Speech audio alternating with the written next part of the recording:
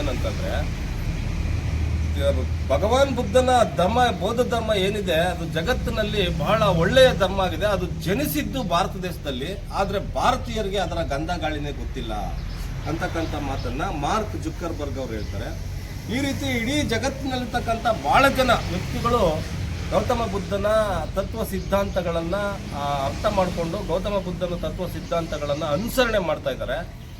ಪ್ರಪಂಚದ ಮುಂದುವರಿಕೆಯ ನಾಗಾಲೋಟದಲ್ಲಿರ್ತಕ್ಕಂಥ ಜಪಾನ್ ದೇಶ ಗೌತಮ ಬುದ್ಧನ ಜನ್ಮದಿನವನ್ನು ಭಾಳ ವಿಶೇಷವಾಗಿ ವಿಜೃಂಭಣೆಯಿಂದ ಆಚರಿಸುತ್ತೆ. ಅದು ಯಾವ ರೀತಿ ಆಚರಿಸುತ್ತೆ ಅಂತಂದರೆ, ಈ ಪ್ರಕೃತಿನಲ್ಲಿರ್ತಕ್ಕಂಥ ಎಲ್ಲ ಹೂವುಗಳನ್ನು ಒಟ್ಟುಗೂಡಿಸಿ ಅದರ ರಸವನ್ನು, ಅದರ ಸಾರವನ್ನು ತೆಗೆದು ಗೌತಮ ಬುದ್ಧರ ಮೂರ್ತಿಯ ಮೇಲೆ ಸಿಂಪಡಿಸೋದ್ರ ಮುಖಾಂತರ ಅದು ತನ್ನ ಜನ್ಮದಿನವನ್ನು ಆಚರಣೆ ಮಾಡಿ ಜಪಾನ್ ದೇಶ ಗೌತಮ ಬುದ್ಧರಿಗೆ ಒಂದು ಗೌರವವನ್ನು ಸಲ್ಲಿಸಿದೆ. ಅದೇ ರೀತಿ ಅದರ ಸಂವಿಧಾನ ಇದೆಯಲ್ಲ, ಅದರ ಸಂವಿಧಾನದ, ಜಪಾನ್ ದೇಶದ ಸಂವಿಧಾನದ ಮೊದಲನೇ ಸಾಲು ಬುದ್ಧಂ ಶರಣಂ ಗಚ್ಚಾಮಿ ಅಂತ ಇದೆ.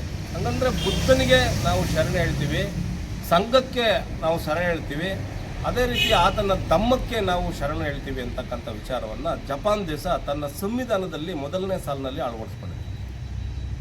ಮತ್ತು ಶ್ರೀಲಂಕಾ ಇಡೀ ಭೂಮಂಡಲದ ಮೇಲೆ ಇರ್ತಕ್ಕಂಥ ಬಹಳ ದೊಡ್ಡ ಸಾಂಸ್ಕೃತಿಕವಾದಂಥ ಒಂದು ಸಂಸ್ಕಾರ ಭರಿತವಾದಂಥ ದೊಡ್ಡ ದೇಶ ಆಗಿದೆ. ಆ ದೇಶದಲ್ಲಿ ಗೌತಮ ಬುದ್ಧನ ಜನ್ಮದಿನವನ್ನು ಬಹಳ ವಿಜೃಂಭಣೆಯಿಂದ ಬಹಳ ವೈಶಿಷ್ಟ್ಯಪೂರ್ಣವಾಗಿ ಆಚರಣೆ ಮಾಡ್ತಾರೆ. ಅದೇನಂತಂದರೆ, ಈ ಜಗತ್ತಿನ ಎಲ್ಲ ಸುಗಂಧ ದ್ರವ್ಯಗಳನ್ನು ಕೂಡ ಒಟ್ಟುಗೂಡಿಸಿ ಸೇರಿಸಿ ಅದರ ಮುಖಾಂತರ ಬೌದ್ಧ ಮೂರ್ತಿಗಳನ್ನು ಶುಚಿಗೊಳಿಸಿ ಭಾಳ ಸಾಂಸ್ಕೃತಿಕವಾಗಿ ಪಾರಂಪರಿಕವಾಗಿ ಆಚರಣೆ ಮಾಡ್ತಾರೆ.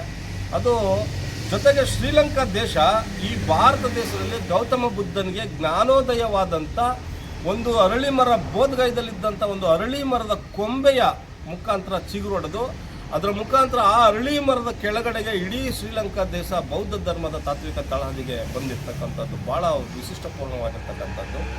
ಹೀಗೆ ಜಗತ್ತಿನ ಬೇರೆ ಬೇರೆ ರಾಷ್ಟ್ರಗಳು, ಮೈನ್ಮಾರ್ ದೇಶ ಇರ್ಬೋದು, ಕಾಂಬೋಡಿಯಾ ದೇಶ ಇರ್ಬೋದು, ಅಥವಾ ಥಾಯ್ಲ್ಯಾಂಡ್ ದೇಶ ಇರ್ಬೋದು, ಜಗತ್ತಿನ ಬಹಳ ಶ್ರೀಮಂತ ದೇಶಗಳು ಇವತ್ತು ಗೌತಮ ಬುದ್ಧನನ್ನು, ಆತನ ತತ್ವ ಸಿದ್ಧಾಂತಗಳನ್ನು ಅಳವಡಿಸಿಕೊಂಡು ಗೌತಮ ಬುದ್ಧರ ಒಂದು ತಾತ್ವಿಕ ವಿಚಾರದ ನೆಲೆಗಟ್ಟಿನಲ್ಲಿ ಇವತ್ತು ಚಿಂತನೆ ಮಾಡ್ತಾರೆ. ಆದರೆ ಭಾರತ ದೇಶದಲ್ಲಿ ಏನಾಗಿದೆ ಅಂತಂದರೆ, ಸ್ವತಃ ಗೌತಮ ಬುದ್ಧನೇ ಜನ್ಮ ತಳೆದಿರ್ತಕ್ಕಂಥ ಈ ಭಾರತದ ನೆಲದಲ್ಲಿ ಬುದ್ಧನ ತತ್ವ ಸಿದ್ಧಾಂತಗಳಿಗೆ ತಿಲಾಂಜಲಿ ಇಟ್ಟು ಅದೆಲ್ಲವನ್ನು ಹೈಜಾಕ್ ಮಾಡಿ ಅದನ್ನೆಲ್ಲ ಕಲುಷಿತಗೊಳಿಸಿ ಬುದ್ಧ ಮತ್ತು ಆತನ ಧಮ್ಮವನ್ನು, ಬುದ್ಧ ಮತ್ತು ಆತನ ತತ್ವ ಸಿದ್ಧಾಂತಗಳನ್ನು ಜನರ ಕೈಗೆ ಎಟಕದೇ ಇದ್ದಂಗೆ ಮಾಡಿ ಮನುವಾದಿ ಸಿದ್ಧಾಂತಗಳನ್ನು ಇಲ್ಲಿ ಏರೋದ್ರ ಮುಖಾಂತರ, ಬಲಾತ್ಕಾರದ ಭಾವನೆಗಳನ್ನು ಜನರ ತಲೆಗೆ ತುಂಬೋದ್ರ ಮುಖಾಂತರ ಬೌದ್ಧ ಧರ್ಮವನ್ನು ಈ ನೆಲದಿಂದ ಮರೆಮಾಚಿ ಬುದ್ಧ ಮತ್ತು ಆತನ ವಿಚಾರಗಳನ್ನು ಈ ನೆಲದಿಂದ ದೂರ ಮಾಡಿ ಜನರನ್ನ ಬೌದ್ಧಿಕ ದಾರಿದ್ರ್ಯ ಮತ್ತು ಬೌದ್ಧಿಕ ದಿವಾಳಿವಂತರನ್ನಾಗಿ ಮಾಡೋದ್ರ ಮುಖಾಂತರ ಈ ದೇಶದಲ್ಲಿ ಭಾಳ ದೊಡ್ಡ ದರಿದ್ರವನ್ನು, ಭಾಳ ದೊಡ್ಡ ಬಡತನವನ್ನು, ಭಾಳ ದೊಡ್ಡ ಅನಕ್ಷರತೆಯನ್ನು, ಭಾಳ ದೊಡ್ಡ ರೋಗ ರುಜಿನಗಳನ್ನು ಆಚರಣೆಗೆ ತಗೊಂಡು ಬಂದು ಆ ಮುಖಾಂತರ ಜನರಿಗೆ ಅದನ್ನು ಹಂಚ್ತಾ ಇದ್ದಾರೆ ಹೊರತಾಗಿ ಬೌದ್ಧ ಧರ್ಮವನ್ನು, ಬೌದ್ಧ ಧರ್ಮದ ಸಾರಗಳನ್ನು, ಬೌದ್ಧ ಧರ್ಮದಲ್ಲಿರ್ತಕ್ಕಂಥ ಪಂಚಶೀಲ, ಅಷ್ಟಾಂಗ ಮಾರ್ಗಗಳು, ಮಧ್ಯಮ ಮಾರ್ಗಗಳು, ಬುದ್ಧನ ತತ್ವ ಚಿಂತನೆಗಳನ್ನು ಅಳವಡಿಸ್ತಾ ಇಲ್ಲ.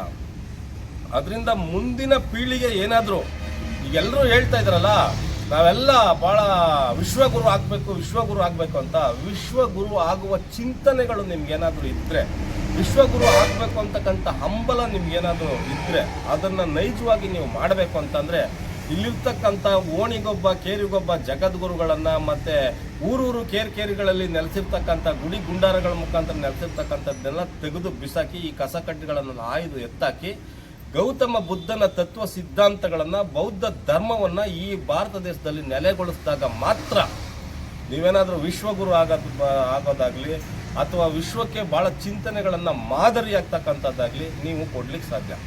ಪ್ರಪಂಚದಲ್ಲಿ ಬೇಕಾದಷ್ಟು ಕಡೆ ಬೇಕಾದಷ್ಟು ವಿಜ್ಞಾನಿಗಳು ಜನಿಸಿದ್ದಾರೆ, ಭಾರತದಲ್ಲಿ ಯಾವ ವಿಜ್ಞಾನಿಗಳು ಜನಿಸಿಲ್ಲ.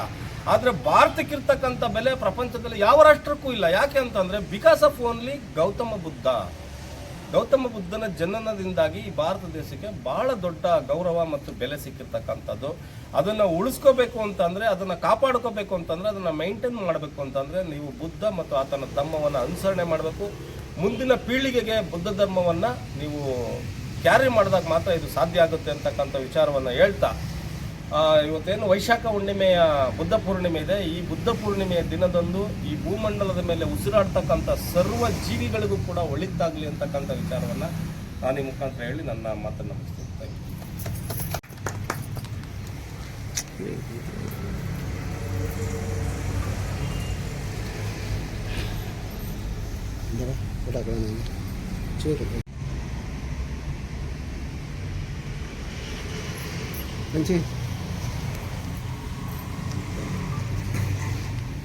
ಆತ್ಮೀಯ ಬಂಧುಗಳೇ, ಎಲ್ಲರಿಗೂ ಸಹ ವೈಶಾಖ ಬುದ್ಧ ಪೂರ್ಣಿಮೆಯ ಶುಭಾಶಯಗಳನ್ನು ಕೋರುತ್ತಾ, ಜಗತ್ತಿನಲ್ಲಿರ್ತಕ್ಕಂಥ ಪ್ರತಿಯೊಂದು ಜೀವಿಗೂ ಕೂಡ ಸುಖ ಶಾಂತಿ ನೆಮ್ಮದಿಯಿಂದ ನೆಲೆಸಲಿ ಅಂತ ಆಶಿಸ್ತಾ, ಗೌತಮ ಬುದ್ಧನ ಒಂದಷ್ಟು ವಿಚಾರಗಳನ್ನು ತಿಳಿಸಲಿಕ್ಕೆ ನಾನು ಈ ಸಂದರ್ಭದಲ್ಲಿ ಬಯಸ್ತೀನಿ. ಇಡೀ ಜಗತ್ತಿನಾದ್ಯಂತ ವ್ಯಕ್ತಿಗಳ ಪೈಕಿ ನಾವು ತಗೊಂಡಾಗ ಗೌತಮ ಬುದ್ಧ ಮತ್ತು ಆತನ ಧಮ್ಮ ಇಡೀ ಜಗತ್ತಿಗೆ ಒಂದು ಶ್ರೇಷ್ಠವಾದಂಥದ್ದು. ಯಾಕೆ ಅಂತಂದರೆ, ಇರೋ 80 ವರ್ಷಗಳಲ್ಲಿ 84,000 ಧಮ್ಮಗಳನ್ನು ಸಾರಿದಂತಹ ಏಕೈಕ ವ್ಯಕ್ತಿ ಈ ಜಗತ್ತಿನಲ್ಲಿ ಯಾರಾದರೂ ಜನಿಸಿದ್ರಪ್ಪ ಅಂತಂದರೆ ಅದು ಆಗಿನ ಕಾಲದಲ್ಲಿ ಅದು ಬರೀ ಭಗವಾನ್ ಗೌತಮ ಬುದ್ಧ ಅಂತ ಮಾತ್ರ ಹೇಳಲಿಕ್ಕೆ ಇಷ್ಟಪಡ್ತೀನಿ. ಯಾಕಂತಂದರೆ 84,000 ಧಮ್ಮಗಳನ್ನು ಅವರು ಬೋಧನೆ ಮಾಡಿದರೂ ಸಹ ಆ ಧಮ್ಮಗಳಲ್ಲಿ ಯಾವುದೇ ಜಾತಿ ಭೇದವಿಲ್ಲದೆ, ಯಾವುದೇ ಧರ್ಮ ಭೇದವಿಲ್ಲದೆ, ಯಾವುದೇ ಲಿಂಗ ಭೇದವಿಲ್ಲದೆ ಪ್ರತಿಯೊಬ್ಬರಿಗೂ ಒಳಿತನ್ನು ಬಯಸುವ ಏಕೈಕ ಧಮ್ಮವನ್ನು ಈ ಜಗತ್ತಿನಾದ್ಯಂತ ಯಾರಾದರೂ ಸಾರಿದ್ದಾರೆ ಅಂತಂದರೆ ಅದು ಗೌತಮ ಬುದ್ಧ. ಅವರು ಏನ ಹೇಳ್ಕೊಟ್ಟಿದ್ದಾರೆ? ಧಮ್ಮ ಅಂತ ಅಂದ್ರೆ ಏನು? ಧಮ್ಮ ಅಂತ ಅಂದ್ರೆ ಅದು ಜಗತ್ತಿನ ಸತ್ಯ. ಜಗತ್ತಿನ ಸತ್ಯ ಅಂತ ಅಂದ್ರೆ ಏನು? ನಾವು ಬದುಕಬೇಕಾಗಿರ್ತಕ್ಕಂಥ ಜೀವನ ಶೈಲಿ ಅಂತ ಹೇಗಿರಬೇಕು, ಪಂಚಶೀಲಗಳನ್ನು ಹೇಗೆ ಪಾಲನೆ ಮಾಡಬೇಕು, ಅಷ್ಟಾಂಗ ಮಾರ್ಗವನ್ನು ನಮ್ಮ ಜೀವನದಲ್ಲಿ ನಾವು ಹೇಗೆ ಅಳವಡಿಸ್ಕೊಡ್ಬೇಕಂತ ಹೇಳ್ಕೊಟ್ಟಿರ್ತಕ್ಕಂಥವ್ರು ಗೌತಮ ಬುದ್ಧರು. ಪಂಚಶೀಲ ಅಂತ ಅಂದ್ರೆ ಏನು? ಪಾನಾತಿಪಾತ ವೀರಮಣಿ ಸಿಕ್ಕಾಪದ ಸಮಾಧಿಯಾಮಿ ಅಂತ ಅಂದ್ರೆ, ನಾನು ನನ್ನ ಜೀವಿತಾವಧಿಯಲ್ಲಿ ನಾನು ಬದುಕುವ ಕೊನೆ ಉಸಿರಿರೋವರೆಗೂ ಯಾವುದೇ ಜೀವಿಯನ್ನು ನೋಯಿಸದೆ, ಯಾವುದೇ ಜೀವಿಯನ್ನು ಹಿಂಸೆ ಮಾಡದೆ ನನ್ನ ಜೀವನವನ್ನು ಸಾರ್ಥಕಗೊಳಿಸ್ತೀನಿ. ಅದಿನ್ನದಾನ ವೀರಮಣಿ ಸಿಕ್ಕಾಪದನ್ ಸಮಾಧಿಯಾಮಿ ಅಂತಂದ್ರೆ ಏನು? ನನ್ನದಲ್ಲದ ವಸ್ತುವನ್ನ, ಬೇರೊಬ್ಬರ ವಸ್ತುವನ್ನ ಅವರ ಅನುಮತಿ ಇಲ್ಲದೆ ನಾನು ತೆಗೆದುಕೊಳ್ಳುವುದಿಲ್ಲ ಅಂತಕ್ಕಂಥದ್ದು ಅದಿನ್ನದಾನ ವೀರಮಣಿ ಸಿಕ್ಕಾಪದನ್ ಸಮಾಧಿಯಾಮಿ. ಕಾಮೇಸು ಮೆಚ್ಚಾಚಾರ ವೀರಮಣಿ ಸಿಕ್ಕಾಪದನ್. ಅನ್ಯ ಸ್ತ್ರೀಯರನ್ನ ಬೇರೆ ಭಾವನೆಯಿಂದ ಸೆಕ್ಷುವಲ್ ಥಿಂಕಿಂಗಿಂದ ನಾನು ಯಾವುದೇ ಕಾರಣಕ್ಕೂ ನಾನು ನೋಡೋದಿಲ್ಲ. ಗುಸ್ಸಾವಾದ ವೀರಮಣಿ ಸಿಕ್ಕಾಪದನ್ ಸಮಾಧಿಯಾಮಿ ಅಂತ ಅಂದ್ರೆ ಏನು? ನಾನು ಯಾವುದೇ ಕಾರಣಕ್ಕೂ ಅನ್ಯರನ್ನ ನನ್ನ ಒಂದು ಅವೈಚ್ಛ ಶಬ್ದಗಳಿಂದ ಅಥವಾ ಸುಳ್ಳನ್ನು ಹೇಳೋದ್ರಿಂದ, ಇನ್ನೊಬ್ಬರಿಗೆ ನೋವುಂಟು ಮಾಡುವ ಶಬ್ದಗಳನ್ನು ಬಳಸದೆ ನನ್ನ ಜೀವನವನ್ನು ಅರ್ಥಪೂರ್ಣವಾಗಿರ್ತೀನಿ ಅಂತ. ಆಮೇಲೆ ಸುರಾಮೆರೆ ಮಜ್ಜಪಮಾನತ್ಥಾನ ವೀರಮಣಿ ಸಿಕ್ಕಾಪದನ್ ಸಮಾಧಿಯಾಮಿ ಅಂತಂದ್ರೆ ಏನು? ನನ್ನ ಜೀವಿತಾವಧಿಯಲ್ಲಿ ನನ್ನ ಒಂದು ದೇಹಕ್ಕೆ ಯಾವುದೇ ರೀತಿಯ ಒಂದು ಇಂಬ್ಯಾಲೆನ್ಸ್ ಅಂದರೆ ನನ್ನ ಬ್ರೈನ್ಗೆ, ನನ್ನ ಒಂದು ಮೆದುಳಿಗೆ ನಾನು ಯಾವುದೇ ರೀತಿಯ ಕಿರುಕುಳವನ್ನು ಕೊಡುವುದಿಲ್ಲ. ಆದಷ್ಟು ನನ್ನ ಮೆದುಳನ್ನು ಶುದ್ಧವಾಗಿರಲಿಕ್ಕೆ ಬಯಸ್ತೀನಿ ಅಂತಕ್ಕಂಥ ವಿಚಾರಗಳನ್ನು ಈ ದೇಶದಲ್ಲಿ ಬೋಧನೆ ಮಾಡಿರ್ತಕ್ಕಂಥ ಏಕೈಕ ವ್ಯಕ್ತಿ ಅಂತಂದರೆ ಅದು ನಮ್ಮ Gautama Buddha. We are Indians, we are from the land of the Buddha. Bhagwan ಬುದ್ಧನ ಜನ್ಮ ದಿನಾಚರಣೆಯನ್ನು ನಾವು ಆಚರಿಸಬೇಕು ಅಂತಂದರೆ ಇವತ್ತೊಂದಿನ ಮಾತ್ರ ಭಗವಾನ್ ಬುದ್ಧನ ಜನ್ಮ ದಿನಾಚರಣೆಯನ್ನು ಆಚರಿಸ್ಬೇಕಾ? ಪ್ರತಿ ದಿನವೂ, ಪ್ರತಿ ನಿಮಿಷವೂ, ಪ್ರತಿ ಫ್ರಾಕ್ಷನ್ ಆಫ್ ಸೆಕೆಂಡ್ ಕೂಡ ನಾವು ಧಮ್ಮವನ್ನು ಅಳವಡಿಸ್ಕೊಂಡು ಗೌತಮ ಬುದ್ಧನ ಒಂದು ಜನ್ಮದಿನಕ್ಕೆ ಶೋಭೆ ತರಬೇಕಂತಂದ್ರೆ ಅವರು ಹೇಳಿಕೊಟ್ಟಿರ್ತಕ್ಕಂಥ ಪಂಚಶೀಲಗಳನ್ನು, ಅಷ್ಟಾಂಗ ಮಾರ್ಗಗಳನ್ನು, 84,000 ಧಮ್ಮ ಬೋಧನೆಗಳನ್ನು ನಮ್ಮ ಜೀವನದಲ್ಲಿ ಅಳವಡಿಸ್ಕೊಂಡು ನಾವು ಸಾಗಬೇಕಾಗಿದೆ ಸ್ನೇಹಿತರೆ. ಗೌತಮ ಬುದ್ಧನ ಒಂದು ಸಣ್ಣ ಕಥೆಯನ್ನು ನಿಮಗೆ ಹೇಳಲಿಕ್ಕೆ ಈ ಸಂದರ್ಭದಲ್ಲಿ ಇಷ್ಟಪಡ್ತೀನಿ. ಭಗವಾನ್ ಬುದ್ಧ ಏನು ಹೇಳಿದ್ದಾರೆ ಅಂತಂದರೆ, ನಮ್ಮ ಹತ್ರ ಇರುವಂತಹ ಚಿಕ್ಕ ಚಿಕ್ಕ ವಸ್ತುಗಳಲ್ಲಿ ಹಂಚು ತಿಂದು ಬದುಕು, ಕಿತ್ತು ತಿಂದು ಬದುಕಬೇಡ ಅಂತ ಹೇಳಿದ್ದಾರೆ. ಯಾಕೆ ಈ ಮಾತನ್ನು ಹೇಳಿದ್ದಾರೆ ಅಂತಂದರೆ, ನಾವು ಸಾಯುವಾಗ ಯಾವುದೇ ಕಾರಣಕ್ಕೂ ನಾವು ಸಂಪಾದನೆ ಮಾಡಿರ್ತಕ್ಕಂಥ ಕೋಟ್ಯಾನುಕೋಟಿ ಆಸ್ತಿಗಳನ್ನು ಹೊತ್ಕೊಂಡು ಹೋಗೋಕ್ಕಾಗಲ್ಲ. ಅದಕ್ಕೆ ಅವರ ಒಂದು ಪೂರ್ವ ಜನ್ಮದಲ್ಲಿ ಅದರ ಒಂದು ಕಥೆ ಇದೆ, ಅದನ್ನು ನಿಮ್ಮ ಹತ್ರ ಹಂಚ್ಕೊಳ್ಳಿಕ್ಕೆ ಇಷ್ಟಪಡ್ತೀನಿ. ಏನಂತಂದರೆ, ಅವರು ಒಬ್ಬ ರಾಜನ ಹೊಟ್ಟೆಯಲ್ಲಿ ಹುಟ್ಟಿರ್ತಾರೆ. ರಾಜನ ಹೊಟ್ಟೆನಲ್ಲಿ ಹುಟ್ಟಿದಾಗ ಒಂದು 19 ವರ್ಷ ಆದಂಥ ಸಂದರ್ಭದಲ್ಲಿ ಅವರ ತಂದೆ ತಾಯಿ ತೀರ್ಕೊಂಡಿರ್ತಾರೆ. ಅವನ ಮಂತ್ರಿ ಬಂದು ಕೇಳ್ತಾನೆ ಸಿದ್ಧಾರ್ಥನ, ಏನಂತ, ಸ್ವಾಮಿ ಇವಾಗ ನಿಮ್ಮ ತಂದೆ ತಾಯಿ ತೀರ್ಕೊಂಡಿದ್ದಾರೆ, ನಿಮ್ಮ ಆಸ್ತಿ ಒಟ್ಟು ಇಷ್ಟಿದೆ, ಸೊ ಇದಕ್ಕೆಲ್ಲ ನೀವೇ ವಾರಸ್ದಾರು ಅಂತ ಅಂದಾಗ ಅವ್ರು ಹೇಳ್ತಾರೆ, ನಮ್ಮ ತಂದೆ ತಾಯಿ ಇಷ್ಟೆಲ್ಲ ಕೋಟ್ಯಾನುಕೋಟಿ ಆಸ್ತಿ ಸಂಪಾದನೆ ಮಾಡಿದ್ರು, ಆದರೆ ಹೋಗ್ಬೇಕಂತಂದ್ರೆ 1 ರೂಪಾಯಿನೂ ಎತ್ಕೊ ಹೋಗ್ಲಿಲ್ವಲ್ಲ, ಇದನ್ನ ಇಟ್ಕೊಂಡು ನಾನೇನು ಮಾಡಲಿ ಅಂತ ಕೇಳ್ತಾರೆ. ಅದಕ್ಕೆ ಅವ್ರು ಏನು ಮಾಡ್ತಾರೆ, ಇಡೀ ಅವರ ಊರಿನಲ್ಲಿರ್ತಕ್ಕಂಥ ಪ್ರತಿಯೊಬ್ಬರಿಗೂ ಒಂದು ವಿಶೇಷವನ್ನ ಹರಡಿಸ್ತಾರೆ, ಒಂದು ವಿಷಯವನ್ನ ಹರಡಿಸ್ತಾರೆ. ಏನಂತ ಅಂತಂದ್ರೆ ರಾಜರ ಬಳಿ ಇರ್ತಕ್ಕಂಥ ಆಸ್ತಿಯನ್ನ ಇವತ್ತು ಈ ಊರಿನ ಜನತೆಗೆ ದಾನ ಮಾಡ್ತಾ ಇದ್ದಾರೆ ಅಂತ ಹೇಳ್ತಾರೆ. ಯಾಕೆ ಅಂತಂದ್ರೆ ನಾವು ಮಾಡುವ ದಾನ ಅದು ಒಂದು ಪುಣ್ಯದ ರೀತಿಯಲ್ಲಿ ನಮ್ಮನ್ನ ಯಾವುದೋ ಒಂದು ಕಷ್ಟದಲ್ಲಿ ಅಥವಾ ನಮ್ಮ ಮುಂದಿನ ಒಂದು ಜನ್ಮದಲ್ಲಿ ಅದು ನಮಗೆ ನೆರವಾಗ್ತದೆ. ನಾವು ಕೋಟ್ಯಾನುಕೋಟಿ ಆಸ್ತಿಯನ್ನ ನಮ್ಮ ಒಂದು ಸ್ವಾರ್ಥಕ್ಕೋಸ್ಕರ ನಾವೇನ ಬಳಕೆ ಮಾಡಿಕೊಂಡ್ರೆ, ನಮ್ಮ ಸ್ವಾರ್ಥಕ್ಕೋಸ್ಕರ ಹಲವಾರು ಹೊಟ್ಟೆಗಳ ಮೇಲೆ ಕಲ್ಲೊಡೆದು ಬಡವರ ಮೇಲೆ ದೌರ್ಜನ್ಯ ಮಾಡಿ ಸಂಪಾದನೆ ಮಾಡಿರ್ತಕ್ಕಂಥ ಆಸ್ತಿನೇ ಇಟ್ಕೊಂಡು ನಾವು ಹೋಗೋಕ್ಕಾಗಲ್ಲ. ಅದ್ರ ಬದಲು ನಾವು ನಮ್ಮ ಹತ್ರ ಇರುವಂಥ ಒಂದಷ್ಟು ವಿಷಯಗಳನ್ನಾದರೂ, ಒಳ್ಳೆಯ ವಿಷಯಗಳನ್ನು, ಒಳ್ಳೆಯ ಒಂದು ತಿನ್ನೋದಾಗಲಿ ವಿಷಯಗಳನ್ನಾಗಲಿ ಹಂಚಿಕೊಂಡ್ರೆ ಇನ್ನೊಬ್ಬರಿಗೆ ಒಂದು ಸಹಾಯ ಆಗುತ್ತೆ. ಸೊ ಆ ರೀತಿ ಇರಬೇಕಂತಂದ್ರೆ ಪ್ರತಿಯೊಬ್ಬರಿಗೂ ದಾನ ಧರ್ಮವನ್ನು ಮಾಡುವುದರ ಮುಖಾಂತರ, ಒಳಿತನ್ನು ಬಯಸುವುದರ ಮುಖಾಂತರ, ಪ್ರತಿಯೊಬ್ಬರಿಗೂ ಒಂದು ಒಳ್ಳೆಯದನ್ನ ಬಯಸುವುದರ ಮುಖಾಂತರ ನಾವು ಬುದ್ಧ ಧಮ್ಮಕ್ಕೆ ಒಂದು ಒಳ್ಳೆಯ ಶೋಭೆಯನ್ನ ಮತ್ತು ಆತನ ಭಗವಾನ್ ಬುದ್ಧರ ಒಂದು ಆಶಯಗಳನ್ನು ನಮ್ಮಲ್ಲಿ ಅಳವಡಿಸಿಕೊಳ್ಳುತ್ತಾ ಅವರ ಒಂದು ಹುಟ್ಟುಹಬ್ಬಕ್ಕೆ ಒಂದು ಅರ್ಥಪೂರ್ಣವಾದಂತಹ ಒಂದು ಸಂದೇಶವನ್ನು ಕೊಡೋಣ ಅಂತ ಹೇಳಿ ಈ ಸಂದರ್ಭದಲ್ಲಿ ನಾನು ಇಷ್ಟಪಡ್ತೀನಿ. ನಮೋ ಬುದ್ಧಯ.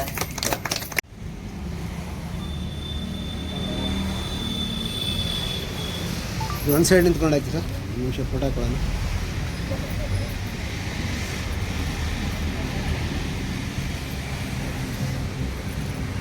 ಇರಿ ರೈಟ್, ಮುಂದೆ ಬನ್ನಿ ನೀವು, ಮುಂದೆ ಬಾಮ್ಮ ಮುಂದೆ.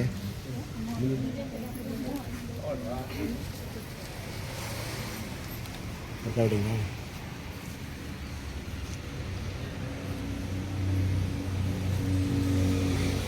ನೀವು ಹಿಂದೆ ಬಂದ್ಬಿಡಿ ಸರ್, ಇದೆ ಹಂಗೆ ಇಟ್ಕೊಳ್ಳಿ ನೋಡಿ.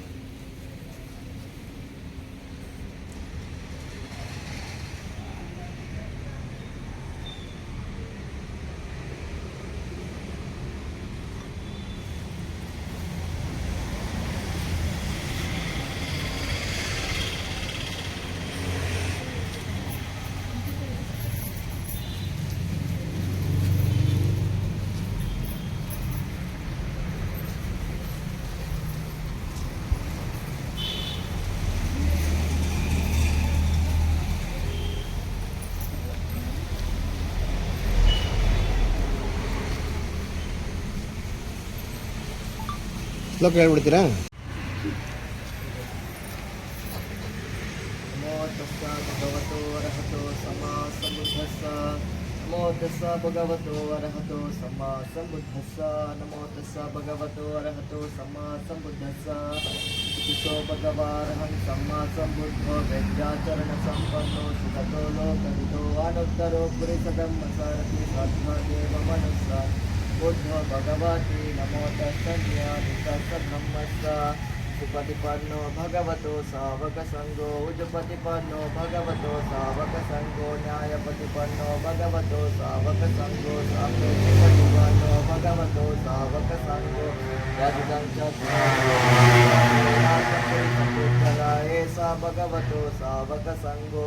ಆಹುನೇಯೋ ಪಾಹುನೇಯೋ ದಾಕ್ಷಿಣೇಯೋ ಅಂಜಲಿಕರಣೇಯೋ ಅನುತ್ತರಂ ಪುಣ್ಯಂ ಕೇತಂ ಲೋಕ ಸತಿ. ನಮೋ ತಸ್ಸ ಆಚಾರ್ಯ ಪುಗ್ಗಲ ಮಹಾಸಂಘಸ್ಸ. ಏವಂ ಬುದ್ಧಂ ಸರಂತಾಣಂ ಧಮ್ಮಂ ಸಂಘಂ ಚ ಬೇಕವೋ ಭಯಂ ವಾಚಂ ವಿತಾತಂ ವಾಲೋ ಮಹಂಸೋ ನಹೇ ಸತಿ. ಗಣಸಾರ ಪದೇ ತೇನ ದೇವೇನ ತಮದಂ ಸಿನಾತಿ ಲೋಕದೀಪಂ ಸಂಬುದ್ಧಂ ಪೂಜಯಾಮಿ ತಮೋನಿದಂ ವನ್ನಗಂಧ ಗುಣೋಪೇತಂ ಏಕಂ ಕುಸುಮ ಸಂತತಿಂ ಪೂಜಯಾಮಿ ಮುನಿಂದಾಸಂ ಸುದೇಪಾದಂ ಸರೋರಹೇ. ಪೂಜಯಾಮಿ ಬುದ್ಧಂ ಕುಸುಮೇನ ನೇನ ಪುಣ್ಯೇನ ಮೇತೇನ ಚ ಹೋತಮೋಕಂ. कोपामिलायाति यथा इदं मे कायो ददायाति विनाशभावं निरोधसमापजयितो उदयित्वा निसिनसंज्ञया भगवतो अरहतो सम्मा सम्बुद्धस्साम् इमिना देपेन दोपेन पूपेन पूजेमि इमान् देपदोपपूजा दिनामा सकलसम्बुधानं पचेतबुद्धानं अग्रसावकानं महासावकानं अरहन्तानं पकटिशीलं अहं पितेशं अनुवर्तकोऽहमि इमानि पूपानि वन्नेनापि सुवर्णं गन्धेनापि सुगन्धं सन्तानिनापि सुसन्तानं केपमेव दुर्गन्धं दुसन्तानं पापुने सति एवमेव सभ्ये संकरहनिच्च सभ्ये संकरदुःख सभ्ये धम्मा अनाथति इमाय धम्मानुधम्मपतिपात्या बुद्धं पूजयामि इमाय धम्मानुधम्मपतिपात्या धम्मं पूजयामि इमाय धम्मानुधम्मपतिपात्या संघं पूजयामि वन्धामि चेत्यं सभं सपदानि सुपतितं सारीरिकदातो महाबोधिबोधरूपं सकलं सदं यस्मूले निसेनो वासभरि विजयमकं पादो सपानुदं सतं वन्दे तं बोधिपादपं इमे ते महाबोधिलोकनाथेन पूजिता अहं ते नमस्सामि बोधिराजा नमस्तुते बोधस्स भगवतो अरहतो सम्मा सम्बुद्धस्सा विपत्ति प्रतिभहाय सप्पत्तिसिद्ध्या सप्पदुःखं विनाशाय सप्पभयं विनाशाय सप्परोगं विनाशाय भवे दीर्घायुकदायकं सप्पलोकं हिताय परितन्तं वनामये समन्ता च कवालेशो आद्रा गच्छन्ति देवता सातं मामिराजा स सुनन्ति सतमोकदं धम्मश्रवणकालो अयं वदन्तं धम्मश्रवणकालो अयं वदन्तं धम्मश्रवणकालो अयं वदन्तं नमो तस्स भगवतो अरहतो सम्मा सम्बुद्धस्साम् करणीयमत्त कुशलेन यन्तं सन्तं पदं अमितमे च सक्को उजो च सुवचो च सुमध्वनतिमानि सन्तोषको च सुबरो च अपतिज्ये च सल्लौकौति सन्तिन्द्रियो च निपको च अपगपो कुले स्वननगिद्धो न च कुदं समर्चरे केन्द्रियेण विन्यो परे उपवदेयं सुखिनो वाक्यमिनो होन्तु सभ्ये सत्ता भवन्तु सुखिताता एकेचिपानभूतास्मि तसावता वरावानवशेष दिग्धा वा ये महन्ता वा मन्दिमारा सकानुकतुला दिक्ता वा एव अद्दिक्ता ये चतुरे वसन्त्य विदुरे भूता वसम्भवे सेवा सभ्ये सत्ता भवन्तु सुखिताता अपरोपरं निको वेदान्यातिमान्ये कथं कचिनं कञ्चिभ्यारोसना पतिरसन्या नान्यमन्या सदुःखमिच्छया माता यतानियं पुत्रम् आयुषा एकपुत्रमनुरक्ये एवंपि सर्वभूतेषु मानसं भावये अपरिमाणं नैतान्तु सर्वलोकस्मि मानसं भावये अपरिमाणं बुद्धं अजोचतिरियं च असम्पदम् अवेरम् असफलं चित्तं चरन्निसिनो वा शयानो वा यावदर्शनिगतमेतो एतां सतीम् अतिथया ब्रह्ममेतां विहाराम् इदमाहो दित्यं चानुपगमशीला वा दर्शनेन सम्पन्नो कामेषु विनयगेदं नहि जतो गपसेयं पुनरेकिञ्चि दुःखापत च निदुःखा भयापत च निभाया शोकापत च निशोका होतु सभ्ये विपालिनो एतेन सत्यवाचेन सोतिते होतु सर्वदा एतेन सत्यवाचेन सर्वदुःखं विनाशतु एतेन सत्यवाचेन सर्वभयं विनाशतु एतेन सत्यवाचेन सर्वरोगं विनाशतु एतेन सत्यवाचेन भूतिते जयमङ्गलम् एतेन सत्यवाचेन पातुते रतनं दयं सभेभ्यो विभाजन्तु सर्वरोगो विनाशतु माते भवतु अन्तरायो सुखी दीर्घायुको भवतु सर्वमङ्गलं रक्षन्तु सर्वदेवता सर्वबुद्धानुभावेन सर्वधर्मानुभावेन सर्वसङ्गानुभावेन सदा सोऽसि भवन्तु ते अभिवर्धनशीले स नित्यं बुद्धपचायिनो चत्वारो धम्मवर्धन्ति आयुर्वर्णो सुखं बलम् आयुरारोग्यसम्पत्तिमेव च अतो सम्पत्ति विनाते समिञ्जतु इमिना पुण्याकामेना मामे भालसमागमो सतं समागमो होतु